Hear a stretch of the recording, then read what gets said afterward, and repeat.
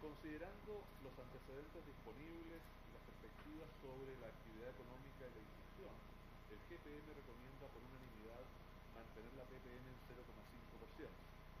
Si bien se anticipa que el inicio del proceso de normalización debiera comenzar en los próximos meses, se estima que se requiere más información para precisar el momento oportuno. La evolución de la inflación en marzo, 0,1%, sorprendió por lo bajo, pero esto refleja algunos factores especiales y las distorsiones. Y las distorsiones generales por la imputación de precios, necesaria por la imposibilidad de levantar información en algunas regiones afectadas por el terremoto del 27 de febrero. Algunos de estos efectos se revertirán en abril.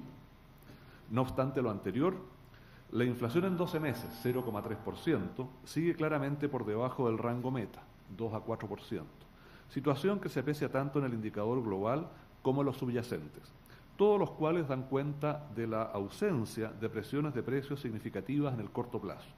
Cabe señalar, sin embargo, que el IPC en todas sus versiones es un indicador rezagado de las presiones inflacionarias, por lo que no es una guía suficiente para la toma de decisiones de política monetaria, las que deben considerar además las perspectivas de la evolución futura de las distintas variables macroeconómicas.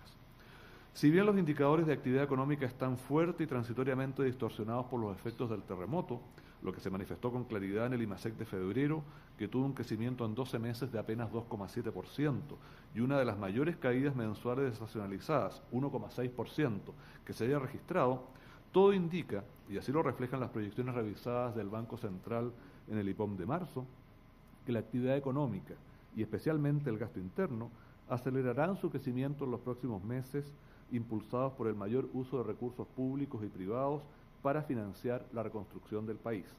Esta perspectiva se traducirá en una convergencia de la inflación efectiva con la meta de 3% y podría amenazar con superar el techo del rango meta, 4%, en algún momento dentro de los próximos 18 meses.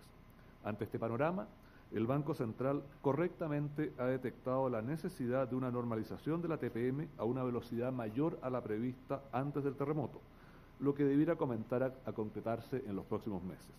No obstante lo anterior, el GPM recomienda que la TPM se mantenga en 0,5% en la presente reunión de política monetaria. Sin embargo, con la información hasta ahora disponible, estimamos que es muy probable que la estabilidad en la tasa rectora se interrumpa a partir del tercer trimestre. Ahora abrimos el espacio para las consultas y las preguntas, por favor, y aclaraciones.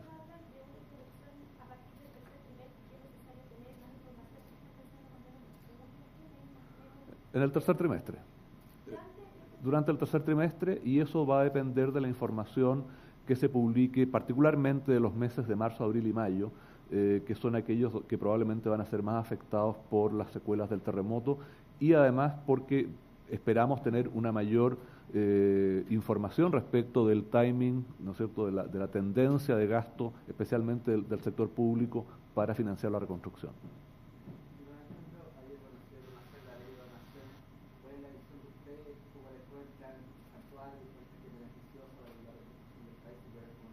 Bueno, ese es un tema que en realidad no corresponde a los objetivos del Grupo Política Monetaria, así es que podemos verlo después en consultas individuales, pero el Grupo Política Monetaria no tiene opinión sobre ese tema.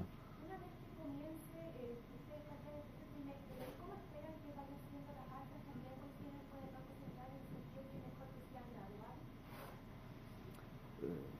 ¿Alguien quiere...?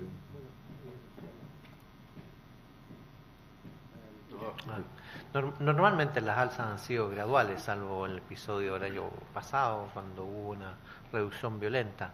Pero aquí el Banco Central mismo ha anticipado que la velocidad, cuando empiece el proceso de alza de tasa, va a ser un poco más fuerte que lo que se esperaba antes del terremoto. ¿Por qué? Porque vienen, dependiendo de cuándo se empiecen a materializar los aumentos de gasto producidos por el terremoto, para efectos de reconstrucción, dependiendo de eso se estaría anticipando un cierre más rápido de la brecha, una presión sobre los recursos más importantes y se esperaría que eso se acelere el próximo año, con lo cual ante lo cual el Banco Central debiera anticiparse. Y el Banco Central ha manifestado que va a subir las tasas más rápido de lo que pensaba.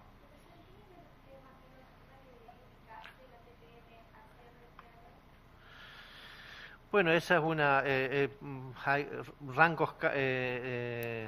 fluctúa mucho el rango, o sea, no es un rango tan preciso, pero yo pensaría que alrededor de 2,5 puede se terminar en diciembre.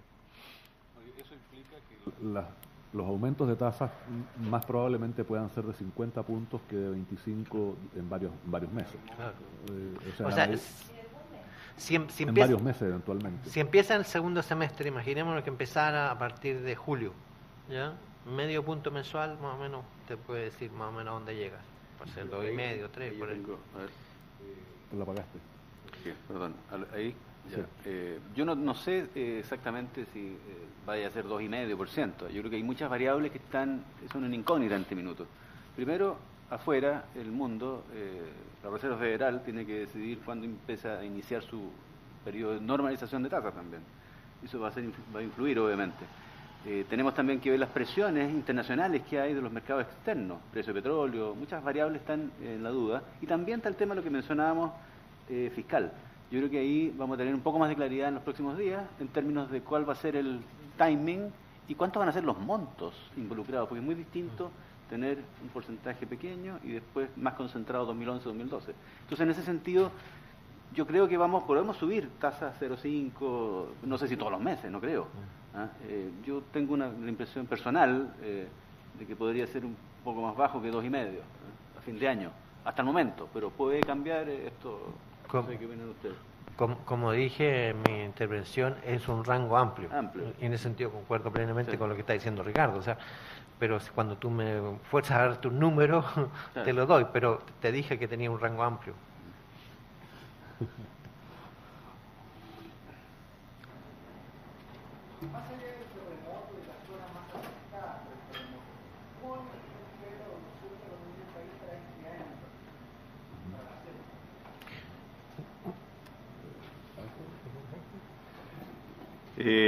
A ver, yo veo que sin duda vamos a tener varios meses bastante más débiles de lo que se esperaba antes del terremoto. Sin ir más lejos, las proyecciones para el mes de marzo están hoy día centradas en torno a un menos 1%, en contraposición a proyecciones previas al terremoto donde se estimaba un crecimiento en torno al 5%. Sin embargo, este efecto negativo se debería ir mitigando gradualmente en la medida que el proceso productivo se va normalizando y ya hacia la última parte del año, último trimestre, los efectos de la reconstrucción probablemente se van a ir sintiendo con más fuerza. Por lo tanto, yo creo que tenemos por delante entre 3 y 6 meses que van a estar significativamente por debajo de lo que se proyectaba previamente, efecto que se va a compensar parcialmente con una recuperación en la última parte del año y que se va a ir intensificando en el año 2011 y 2012. De hecho, en 2011 y 2012, mi visión es que las cifras de actividad económica van a superar lo que habríamos tenido sin el terremoto en términos de flujos. Si bien esos flujos no compensan la pérdida de stock que sufrimos, somos más pobres después del terremoto, pero vamos a tener en algún momento flujos mayores. Ahora, yo complementando, yo era un poco más optimista que Ángel.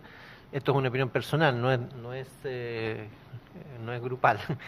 Era un poco más optimista respecto a lo que iba a pasar este año. Yo el año pasado, a mediados de año, cuando me preguntaron, señalé que esperaba alrededor de 5,7. Y también señalé que estas predicciones tienen errores, tienen rangos, ¿ya? Y yo estimo que el terremoto, con una pérdida de capital del stock de capital alrededor de 3 puntos, bueno, eso tiene un impacto inmediato alrededor de probablemente 1 punto, 1,5 puntos. Pero con los efectos de la reconstrucción y el efecto de la inversión, dado que hay algunas holguras todavía en capacidad, hay una cierta compensación. Así que yo estimo que la pérdida neta de producto podría ser alrededor de 1 punto del producto. Entonces, si uno resta a la predicción punto de 5,7, le resta 1 punto, daría alrededor de 4,7, pero puede ser 5, puede ser 5,3, puede ser 4,5, o sea, en ese orden. Y concuerdo con lo que dice Ángel, que esto va a depender también de a qué velocidad se reinicia la reconstrucción. O sea, cuando uno habla de estas caídas de 1 punto, es de aquí a 12 meses, suponiendo que ya parte hoy. Entonces, a lo mejor en este año le pega más fuerte, le pega el punto o el punto y medio entero, sin tener un impacto muy grande en la inversión. El propio Banco Central ha sido muy recatado en la medición del impacto o de la generación de inversión que se genera por la destrucción. Él ha hablado de 1 punto del PIB el próximo año, o sea, este año y parte del próximo, lo cual, bueno, yo estimo que es demasiado poco, pero eso sería más bien un tema más largo que estoy dispuesto a conversarlo a la salida. Un pequeño comentario. Ustedes en el mes pasado nos preguntaron cuánto era el impacto de la caída en el producto. Y yo creo que nosotros muy tempranamente dijimos de 1 punto o un poco más. Yo creo que a esa opinión, que muy poca gente estaba diciendo eso, muchos decían 0,5 o 0,4, incluso algunos decían que iba a subir el crecimiento, ha ido convergiendo. Hoy día yo creo la gran cantidad de economistas de que tenemos una caída de 1 punto, 1 punto y medio. Ahora, es distinto, depende de qué nivel, ¿no es cierto? Juan Eduardo dice, bueno, él pensaba que era quizás 6, 5, 7. Yo pensaba que es cierto, teníamos un impulso extra que no conocíamos quizás en enero, febrero, que lo que fueron reflejando la cifra de comercio, ventas de autos, muchas cosas. Mi cifra hoy día para este año sigue siendo en torno a 4, ¿eh? Yo creo que en ese sentido, pero con un impulso más fuerte obviamente en el segundo semestre. Y ahí hay rangos siempre, obviamente, pero de que si hay un consenso, que hay un impacto, 1 punto, 1 punto y medio, y eso lo anticipamos un poco aquí hace un mes atrás. Yo creo que fue bueno, fue en cierta forma interesante esa pregunta que se hizo en ese minuto.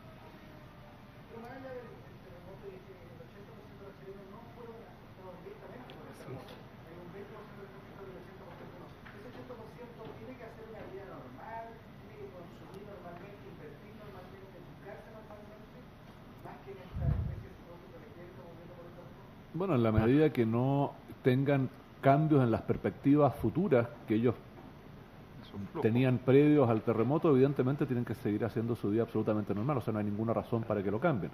Ahora, si es que han cambiado su perspectiva del futuro en alguna medida, por alguna razón, ya sea en términos de estabilidad laboral, de ingresos, de visión del mundo, de lo que sea, naturalmente eso va a tener algún impacto en sus decisiones que van a ser diferentes respecto a lo que eran antes.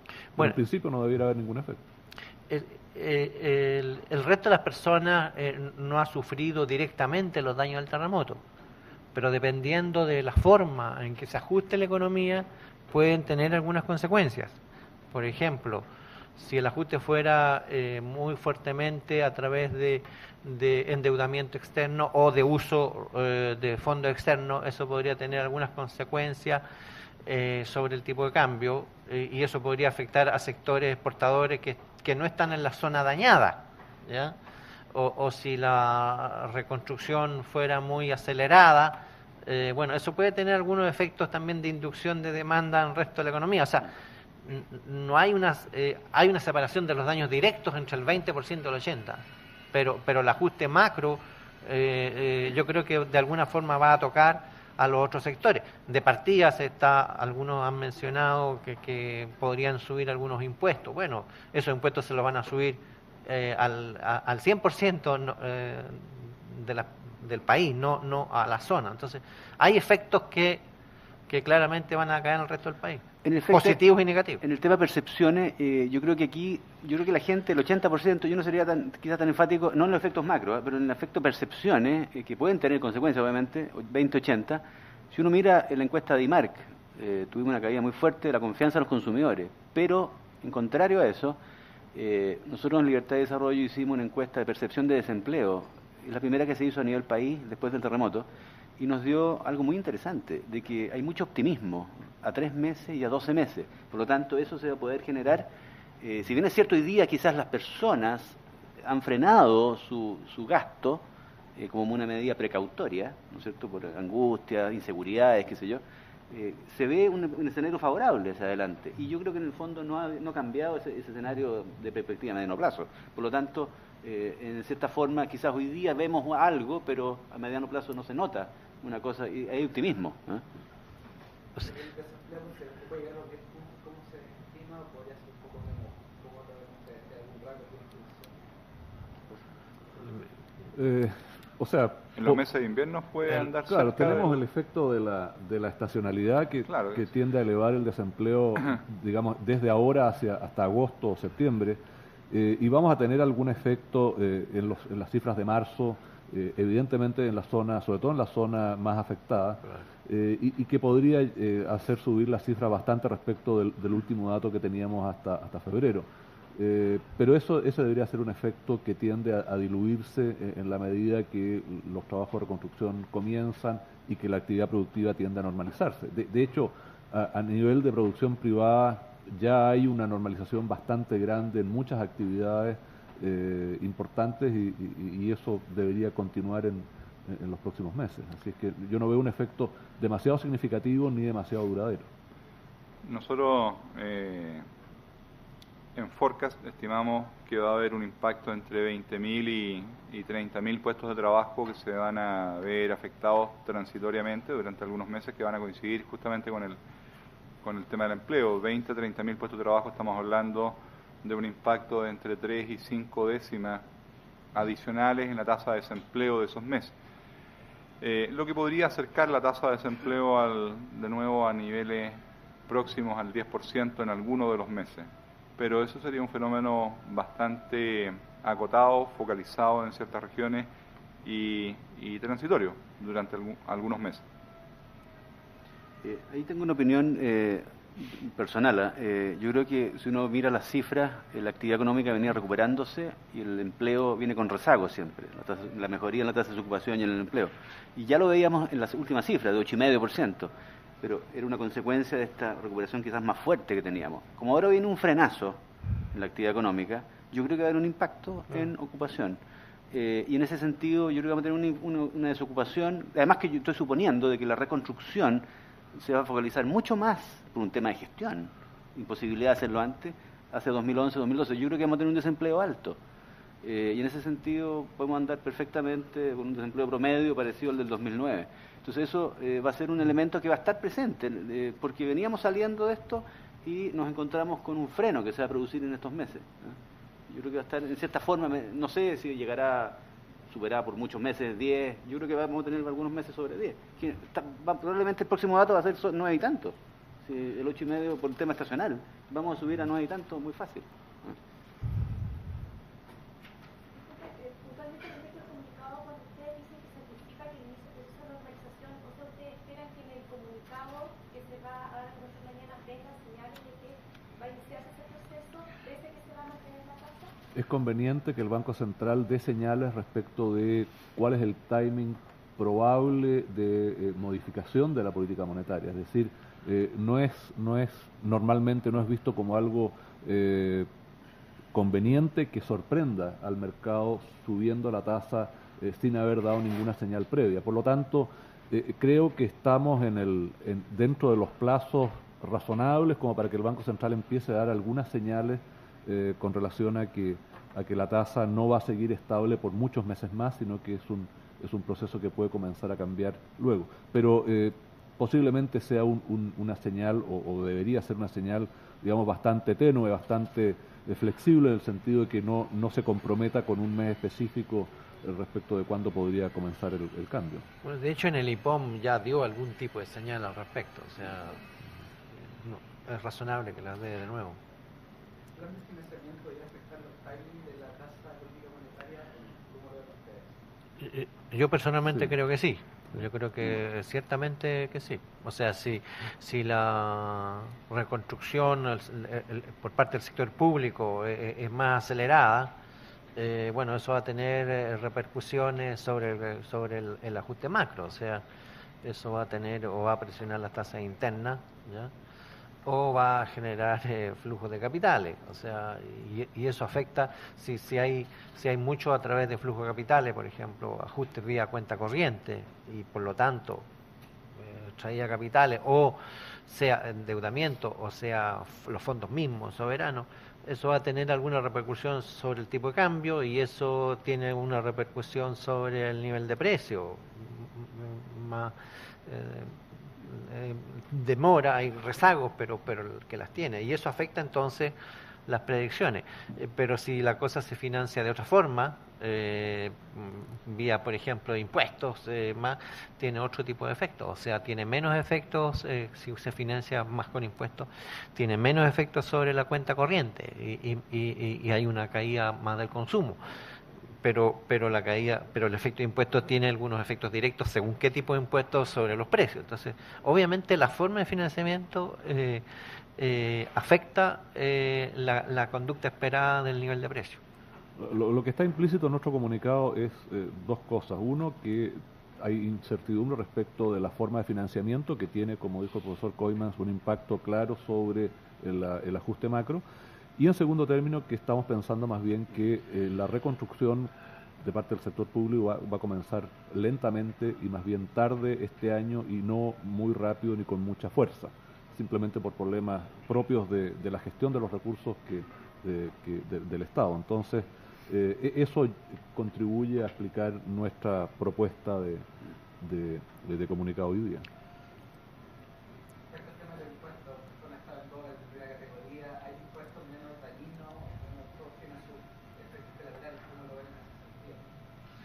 Es una discusión larga el empezar a hablar sobre impuestos, digamos, ¿no? Pero para efectos de ajuste macro, a lo mejor los impuestos más idóneos para disminuir el impacto sobre el tipo de cambio serían impuestos que afecten las decisiones de consumo. El IVA.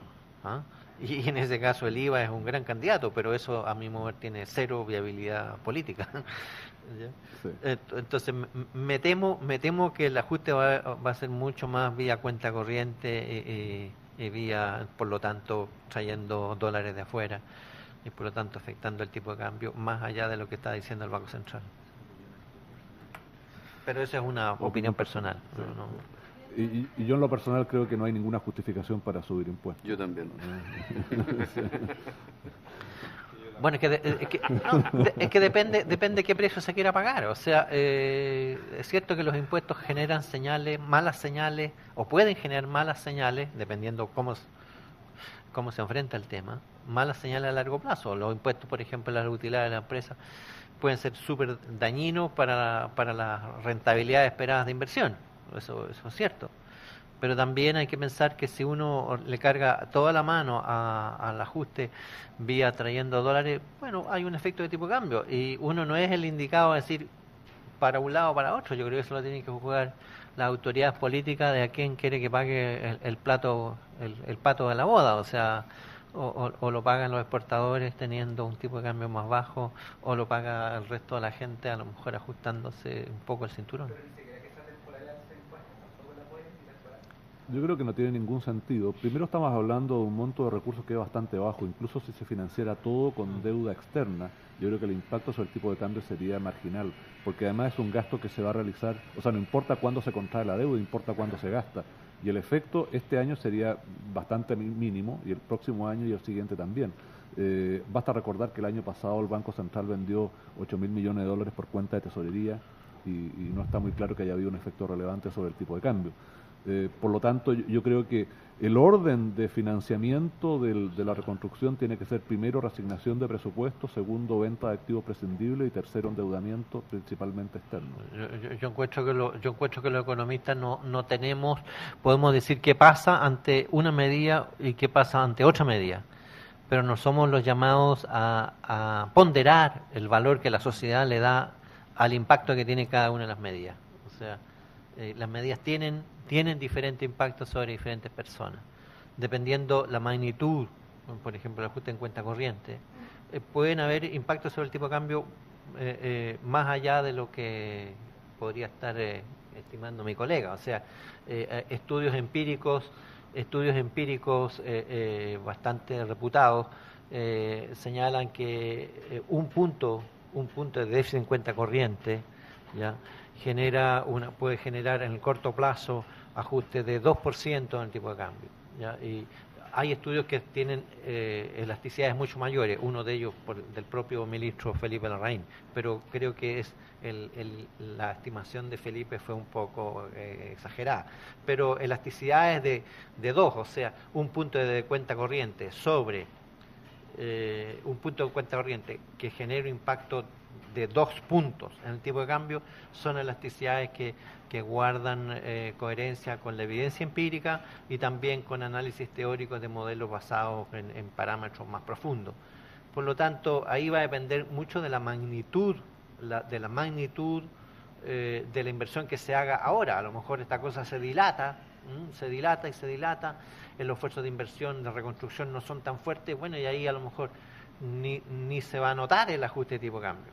Pero si se acelera, bueno, ahí y se reconstruye más rápido, y eso se financia mucho con dólares, y eso genera a lo mejor un déficit de 2 puntos adicionales en la cuenta corriente, bueno, esos serían 4 puntos más o menos a corto plazo, 4 puntos en el tipo de cambio, y 5 por 4, 20 serían 20 pesitos. A lo mejor no es gran cosa. En relación al tema de los impuestos o uso de ahorro, yo creo que hay un punto que tal vez vale la pena enfatizar, y es que los ahorros que el gobierno mantiene y que está mayoritariamente hoy día en el exterior, esos ahorros fueron resultado del pago de impuestos en periodos anteriores y también de ganancias inesperadas por precios del cobre que superaron las expectativas. Pero en esos ahorros ya hay impuestos que fueron pagados. Por lo tanto, eso yo creo que hay que recordarlo. A mi juicio tiene poca presentación cuando los montos involucrados no lo justifican por ninguna parte, cobrar nuevos impuestos. Las empresas y todas las personas ya pagamos esos impuestos y somos todos dueños de los excedentes que nos llegaron por precios extraordinarios. Por lo tanto, que nos cobren impuestos adicionales yo creo que es al menos discutible. Además, que la teoría económica nos muestra que es ineficiente, que cualquier impuesto provoca efectos negativos y distorsiones que afectan el desempeño de la economía. Yo diría que es de todos los mecanismos que se está discutiendo hoy día, es el mecanismo más caro de financiar la reconstrucción. Un pequeño comentario, lo que decía Ángel, justamente el tema, yo creo que la clave hoy día en Chile es recuperar los niveles de productividad. Y en los últimos 4 años la productividad ha caído 1,6%, y eso es una realidad en promedio. Por lo tanto, impuestos es totalmente inconsistente técnicamente con preocuparse por la productividad. Ahora, aparte de eso, yo creo que hay un tema aquí que es bien interesante, que es con las nuevas cifras que nos dieron el Ministerio de Hacienda el viernes pasado, de cuál es la magnitud del presupuesto. Acordémonos que el crecimiento del gasto fue 17,8% real el año pasado. Y este año estaba contemplado inicialmente un 4,3%. Con 1.400 millones extras que aparentemente se agregan antes del programa de reconstrucción, estamos hablando de un gasto que si uno lo suma acumulado es bastante grande.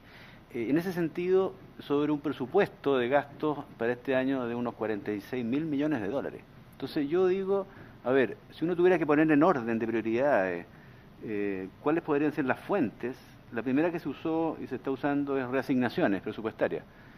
Esa reasignación que se hizo de 730 millones de dólares equivale a un 1,5% del presupuesto. Yo creo que se puede hacer mucho más en el tema de reasignaciones presupuestarias, porque eso significaría que al final tú estás dentro de una estructura de gasto muy grande, abultada, que ya teníamos, haciendo un reordenamiento. Y eso obviamente debería ser la primera prioridad del gobierno. Y si uno hace un esfuerzo adicional de reasignación, quedarían montos muy pequeños para este año, porque ¿cuánto va a ser probablemente lo que se necesita este año? Probablemente 2.000 millones o menos. Por lo tanto, si uno reasigna un monto importante, quedarían cosas menores, que lo que todos coincidimos en definitiva, que no se justifica empezar a modificar varias cosas. Además que hay otra cosa que no se ha dicho. El peso del cobre, en cierta forma no se ha dicho, el peso del cobre en el presupuesto pasa de 2,66 a 310, lo que significa un monto de recursos para Chile bastante sustancial. Y dentro de las fuentes de financiamiento que presentan las autoridades no aparece eso. Y eso es una inyección pura para dentro de recursos. Entonces, en el fondo aquí, y por eso va a explicar que además que el déficit fiscal efectivo no se dispare tanto. Entonces, en el fondo, que hay un tema de que yo creo que hay que priorizar, ojalá, en términos de eficiencia, resignaciones. Y eso además no atenta contra la caída del tipo de cambio real. Sí, cuando uno se pone a gastar, obviamente, hay un efecto sobre el tipo de cambio real, consistente con mejoría de productividad y de competitividad, es que tenemos que tratar de proteger que el tipo de cambio real no caiga. Entonces, ese sería mi comentario al respecto. Yo tenía un pequeño comentario. Desde un punto de vista de financiamiento, de conseguir la plata, yo creo que no hay grandes problemas y yo diría que ahí no hay ninguna necesidad de recurrir a impuestos. O sea, están los fondos soberanos, que para lo que hay que hacer el primer año son más que suficiente. Está la posibilidad como segunda opción de recurrir a endeudamiento. O sea, el tema no es dónde están los dólares para reconstruir, sino que más bien si es que uno valora no pegarle a sectores exportadores, bueno, esa opción de solamente financiarlo con platas que se traen de afuera tiene algún impacto, eso es todo. Y eso es una cuestión que está refrendado fuertemente por la teoría y la evidencia empírica de los impactos que puede tener un mayor déficit. Ahora, las magnitudes van a depender de las velocidades y de las opciones que se tengan. Obviamente los impuestos son... no hay ningún impuesto que no tenga ningún costo que sea puro en términos de costo de eficiencia. Pero las sociedades ponen impuestos y absorben esas ineficiencias porque les interesa a lo mejor producir y financiar bienes públicos. Entonces yo no tengo una posición tan tajante de que la estructura tributaria que tenemos hoy en día tenga que ser permanente, y tampoco tengo una posición tajante de que uno deba condenar el pensar de repente en recurrir a impuestos para hacer un ajuste macro, si es que es necesario. A lo mejor no es necesario, ojalá, ¿no? Pero si es que es necesario, y obviamente ojalá que sea en forma transitoria. A mí también me preocupa mucho el tema de la productividad, he dedicado varios años a estudiar el tema, y claramente los impuestos no son una buena medida para mejorar la productividad, pero los impuestos tienen otro tipo de finalidades, no se colocan impuestos para proteger la productividad, sino que más bien para financiar bienes públicos o para redistribuir.